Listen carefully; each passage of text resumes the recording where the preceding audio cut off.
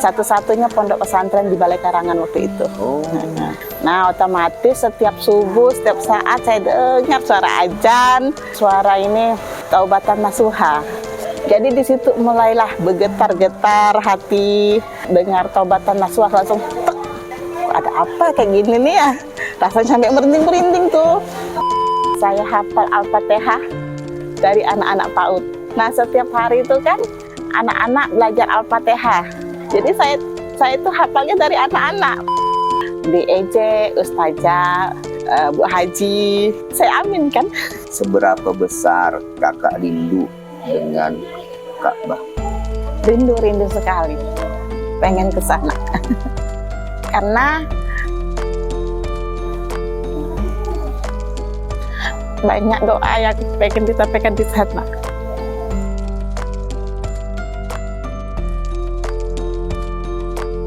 Assalamualaikum warahmatullahi wabarakatuh. Waalaikumsalam warahmatullahi wabarakatuh. Hari ini saya bersama dengan Kak Lydia. Ya. Kak Lydia, nama lengkap Kak Lydia apa?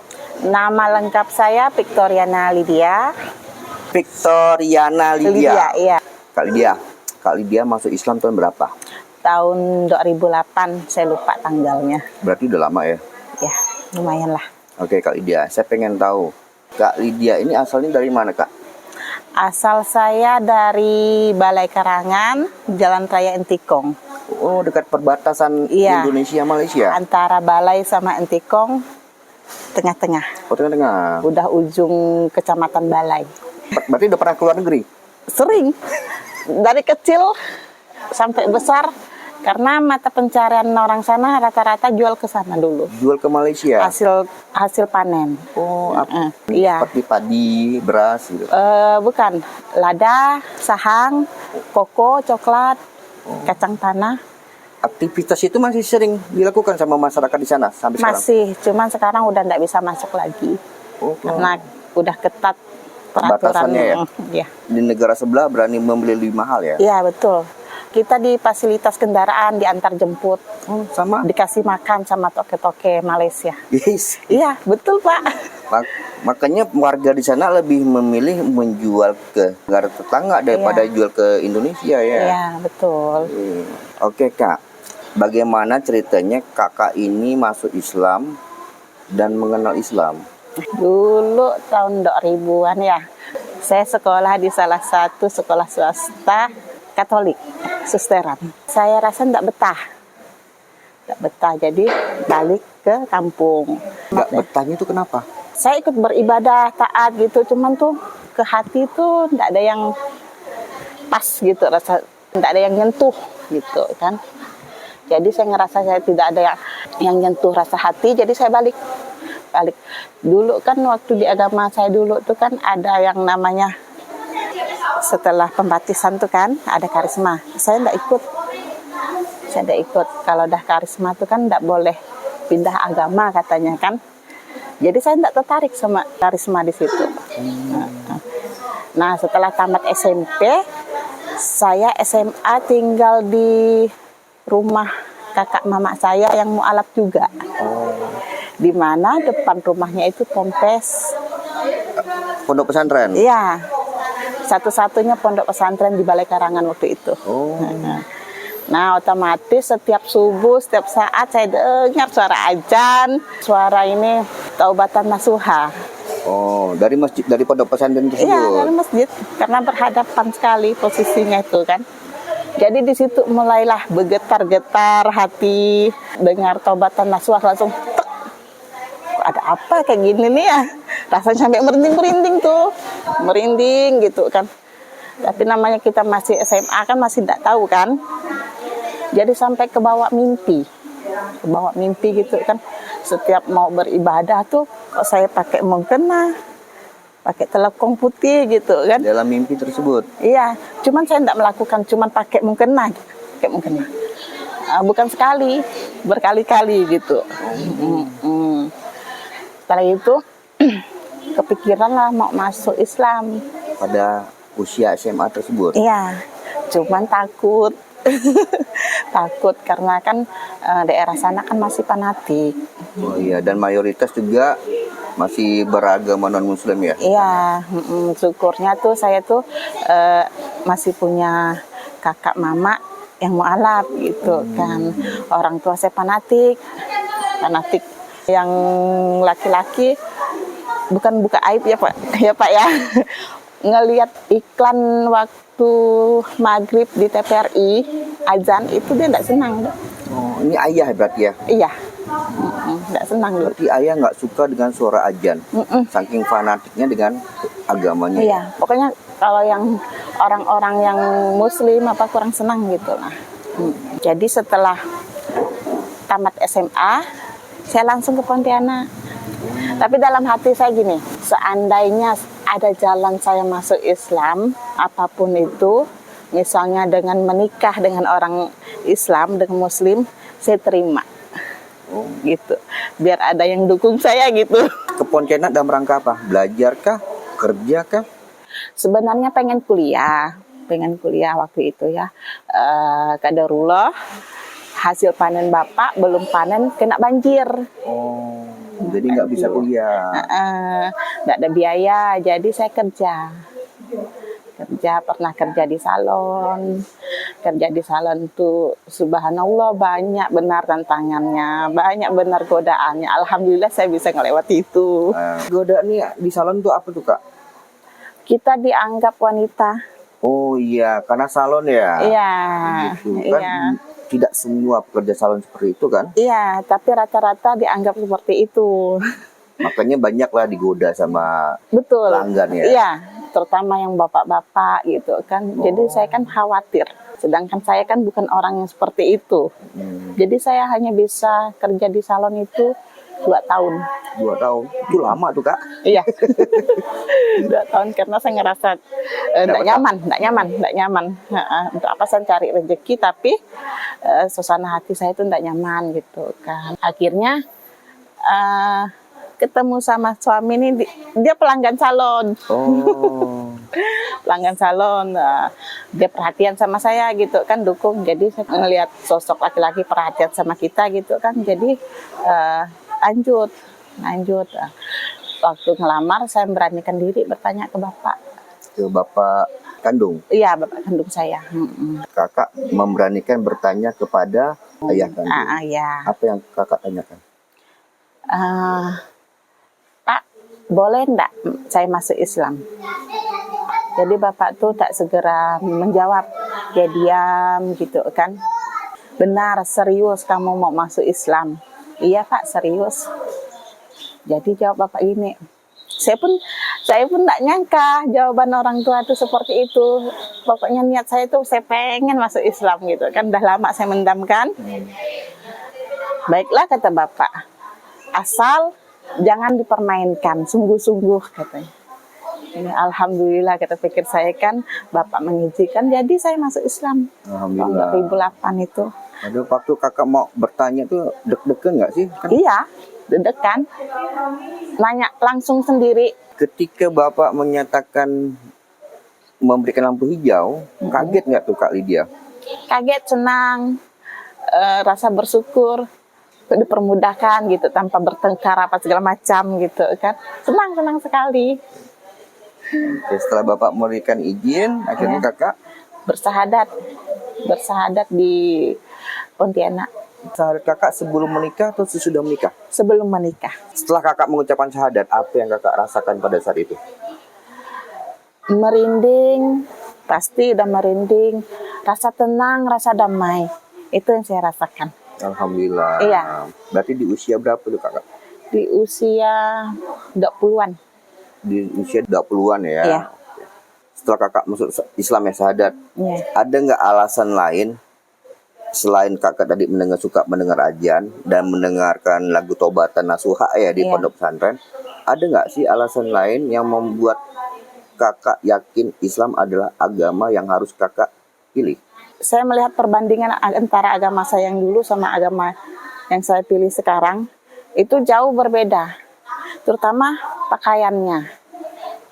Kalau kita ke agama yang dulu kan apa adanya, mau pendek mau panjang terserah kan. Kalau agama sekarang yang muslim nih, kita bersuci dulu, berwuduk dulu. Terus sholatnya tuh enggak pilih-pilih pakaian. Mungkena ya mungkena, sama rata.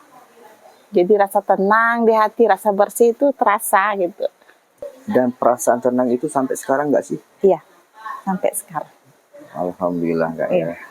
Nah, setelah kakak menikah, ini suami mendukung nggak?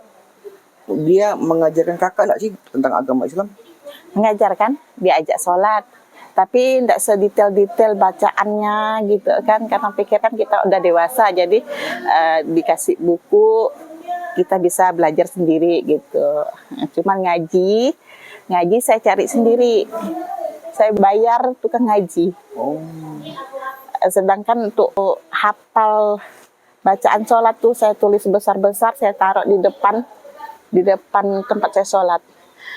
Dengan satu juga yang paling menarik tuh, saya hafal Al-Fatihah dari anak-anak PAUD. Iya betul Pak. anak-anak PAUD usia dini itu ya? Iya, saya sempat juga setelah berhenti di salon, sempat ngajar PAUD sama penitipan. Nah, setiap hari itu kan anak-anak belajar Al-Fatihah. Jadi saya itu hafalnya dari anak-anak. Karena setiap hari diucap gitu kan Al-Fatihah, jadi hafalnya dari anak-anak. Saya bilang, ya Allah, saya hafal ini dari anak-anak, bukan dari dari yang dewasa, dari saya, gitu saya bilang. Iya, alhamdulillah, baik. Alhamdulillahnya ini suami juga mendukung Kak ya. Iya. Baik. Kak, kan kemarin kita mau janjian podcast nih susah banget ya. Saya dengar nih kakak nih merawat ayah yang sakit. Iya, betul. Nah, setelah berapa tahun ya kakak masuk Islam, ada nggak respon dari ayah kakak nih terhadap perubahan diri kakak? Dari dulu orang tua saya tetap sayang dengan saya, bahkan di antara anak-anaknya beliau lebih dekat dengan saya gitu kan. Setelah saya masuk Islam, mereka lebih menghormati. Tambah sayang nggak sih mereka? Iya, lebih menghormati. Bahkan mereka bela saya. Dulu yang waktu flashback ya Pak. Ya. Waktu saya masuk Islam tuh kan izin sama bapak tuh nggak ada tantangan, tapi di keluarga besar heboh. Oh. Heboh. Ada 2 tahun nggak teguran sama bapak sama mama. Gara-gara kakak masuk Islam. Iya, nggak teguran sampai bapak saya bilang gini, kenapa kalian ribut-ribut dengan anak saya? Kata. Anak saya pasti saya bela, sedangkan anak yang tidak punya orang tuanya kalau benar tetap dibela. Itu kata-kata bapak saya yang bikin saya semangat. Kakak lebih semangat. Iya, almarhum mama juga gitu. Kalau pulang kampung tuh pasti kan kita kan mayoritas kan non muslim di sana ya. Makanan pun tetap pro kontra kan. Jadi saya lihat sepupu-sepupu saya kalau ke kampung tuh bawa alat-alat masak apa segala macam kan. Saya waktu itu karena belum ada ilmu gitu kan, jadi saya bismillah aja lah, bismillah. Hanya Allah aja yang tahu. Saya takut orang tua tersinggung, mereka tuh dukung saya gitu kan. Jadi saya pulang modal bismillah. Jadi setiap ada acara tuh mama tuh udah misahkan piring, tempat cuci piring. Ini punya mama, jangan kamu ganggu. Ini punya kalian, pakailah, kata dia bilang. Oh, gitu. Terharu saya Pak, terharu sekali. Itu datang sama suami ya? Iya. Oh iya. Iya. Jadi teman-teman, masyarakat Dayak ya pada umumnya ini kan kalau masak sehari-hari ini biasa mengkonsumsi daging atau binatang yang diharamkan dalam Islam. Nah, Iya. seperti contohnya babi gitu Iya. ya. Babi. Nah, jadi saking menghormati anak atau saudara yang masuk Islam, itu sebagian besar mereka memisahkan peralatan masaknya, makanannya. Ini karena menghormati keyakinan saudaranya yang sudah masuk Islam. Iya. Dan ini terjadi sama Kak Lydia. Iya. Gitu. Jadi setiap kami pulang sehari-hari mereka, Tidak masak babi, iya, hanya hari besar. hanya hari Seperti besar. gawai gitu. Misalnya kalau mereka Natal, kami pulang sekeluarga, mereka enggak masak itu. Oh. Pernah nggak sengaja termakan binatang itu? Waktu udah jadi muslim, Ya. enggak. Kan Kan ada tuh teman-teman Iya. juga nggak sengaja kan, kemakan gitu. Nah, Nggak ini ya. alhamdulillah Allah masih jaga saya. Alhamdulillah. Banyak yang bilang sama saya kayak gini, Lid, kalau kamu pulang, biasa enggak sih kamu makan babi? Gitu dia bilang. Kalau kamu makan pun orang nggak tahu, Mbak, kata dia bilang kan. Dan alhamdulillah saya enggak pengen lagi. Biarpun ada kepengen, mungkin badan saya enggak nerima. Bukan jijik, bukan apa ya, mungkin karena udah bersahadat gitu kan, kayak ada rasa mual gitu. Bukan jijik, enggak. Kalau orang biasa, saya dulu masih belum berilmu kan, karena waktu mama saya meninggal tuh kan, kalau orang Dayak itu kan tetap ada babi Oh, kalau meninggal. Tapi masaknya bukan tempat kami, masaknya di tempat keluarga lain gitu kan, waktu mama saya meninggal kan. Setelah acara tuh kan, piring kan banyak kotor. Jadi ini kalau bukan saya yang ngemas, siapa lagi? Jadi saya pegang, saya kemas, saya bersihkan. Pikir saya kan, Allah tuh mempermudahkan kita bersuci. Biarpun kita pegang yang non halal, ada caranya untuk kita ya, dengan membersihkan. tanah kan. Iya. Salah satunya dibilas dengan tanah. Iya, kan. betul. Jadi, ya bukan menjadi halangan kita Iya. untuk membantu orang tua jadi membersihkan kan. Iya, Kak, ada nggak sih tantangan setelah kakak masuk Islam? banyak. Pertama, waktu saya pakai kerudung. Pulang kampung pakai kerudung, itu tahun keempat saya masuk Islam. Tahun keempat. Diejek, ustazah, Bu Haji. Saya amin kan? Amin. Mudah-mudahan naik haji ya. Iya. Diejek memang sih, bukan ngejeknya gimana, bawa bercanda gitu. Bercandaan, Tapi kan gitu ya. kita kan bukan orang yang tidak tahu apa maksud dia kan. Berarti pada saat itu Kak Lydia baper. Sempat baper. Ih, kata saya bilang kan, orang nutup aurat kok diejek kayak gitu. Ya sudahlah, mau dijelaskan mereka kan nggak paham. Sudah, pikir saya, biarlah berlalu. Nah, selain itu tantangannya apa lagi? Keluarga besar sempat menghujat sering. Tapi saya kalau pulang kampung tuh, tetap saya datangi rumah mereka. Ya. Yang sering menghujat tersebut. Iya, sampai sekarang. Ketika kakak datang ke rumahnya nih, kepada keluarga yang sering menghujat, apa respon mereka? Mereka sih welcome. Depan saya sih baik. Kita tetap bersangka baik, semoga ya. Di depan baik, belakang pun baik. Iya. Ayah sakit ya, kakak merawat ayah. Itu di Pontianak atau di mana tuh? Ini salah satu, Allah kayaknya menguji saya semakin dekat dengan Allah, ujian saya makin banyak. Jadi saya nerimanya apa ada aja lah, jalani aja. Saya pikir ambil pahalanya aja lah. Bapak saya sakit jantung udah 2 tahun. 2 tahun. Alhamdulillah beliau itu masih bisa beraktivitas sendiri. Jadi sebulan sekali ke Pontianak. Harus check up ya. Iya, minum obat setiap hari, tidak boleh putus. Ayah umur berapa kak?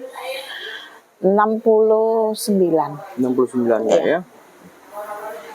Harapan kakak terhadap ayah? Harapan pengen beliau masuk Islam. Tapi hanya Allah lah yang bisa ngasih jawabannya. Kira-kira ada nggak sih tanda-tanda beliau nih mendapat hidayah? Belum. Belum ya, masih keras hatinya. Ya? Iya. Semoga lah Allah memberikan yang terbaik untuk ayahnya Kak Lydia. Iya. Kak Lydia, ini kan ada pengajian 7 langit. Iya. Nah, menurut Kak Lydia, bermanfaat nggak sih pengajian 7 langit ini? Sangat bermanfaat. Karena baru kali ini saya dapat pengajian 7 langit yang mentadabur Quran. Dulu masalah apapun di rumah tangga, di kehidupan saya tuh bingung. Mau selesaikan kemana, mau ceritakan ke orang tuh gimana gitu kan. Bingung mau curhat sama siapa. Terus yang kita curhat pun dia ngasih jawaban tuh enggak pas gitu kan. Jadi masuk di sini, apa yang saya mau tanya, sebelum saya tanya udah dijawab di Al-Quran yang dijelaskan sama Pak Ustadz. Jadi alhamdulillah, pikir saya kan, saya belum bertanya, Allah udah mudahkan dengan apa yang belum saya tanya tuh udah Jawab semua. di Al-Quran. Iya, itu rasanya sangat bermanfaat. Alhamdulillah Kak ya, semoga jadi amal jariah bagi kita semua. Amin, amin, amin. Nah kita ini ada program infak beras Kak. Ya, Kan, alhamdulillah Laskar Tujuh Langit ini kan dulunya dirintis dengan handphone kecil, gitu. iya. Dan berapa tahun kemudian bisa mampu mendirikan Yayasan Laskar Tujuh Langit. Dan akhirnya mendirikan juga Baitumal Tujuh Langit. Dari Baitumal Tujuh Langit inilah banyak sekali amanah-amanah yang diberikan dari penonton Laskar Tujuh Langit. Akhirnya mampu membeli sekitar 1 ton pada bulan ini. Alhamdulillah ya. Semoga Baitumal Tujuh Langit ini bisa membuat program-program kepada mu'alaf. Nah, beras yang dibagikan, yang diberikan dari orang baik, kira-kira bermanfaat nggak Kak? Buat saya bermanfaat sekali. Bisa menambah kebutuhan di rumah karena beras kan bahan pokok. Semoga yang menginfak beras untuk Tujuh Langit nih diberi kesehatan, dimurahkan rezekinya, pokoknya berkah lah dunia akhirat. Amin. Kakak nih sudah Iqra atau Al-Quran besar? Al-Quran besar, alhamdulillah. Juz berapa?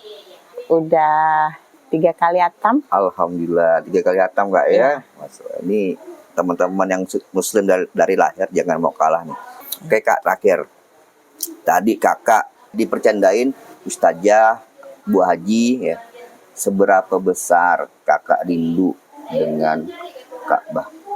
Rindu sekali. Pengen ke sana. Kenapa? Karena banyak doa yang pengen disampaikan di sana. Banyak permintaan yang ingin saya minta di sana. Terutama untuk orang tua dan keluarga saya. Serindunya dengan Rasulullah Kak, dengan Nabi Muhammad. Rindu sekali.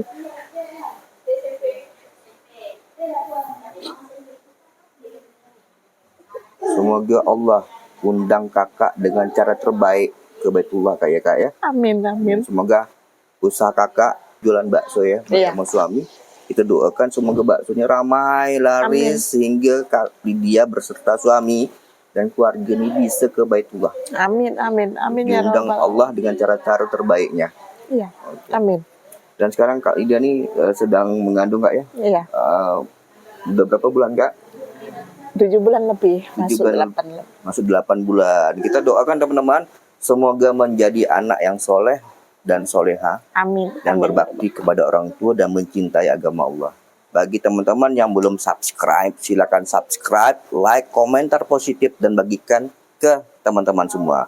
Bagi yang ingin mendukung program dakwah kami, bisa langganan channel Laskar Tujuh Langit atau berdonasi di Baitumal Tujuh Langit. Saya Bang Ilham dan Kak Lydia. Assalamualaikum warahmatullahi wabarakatuh.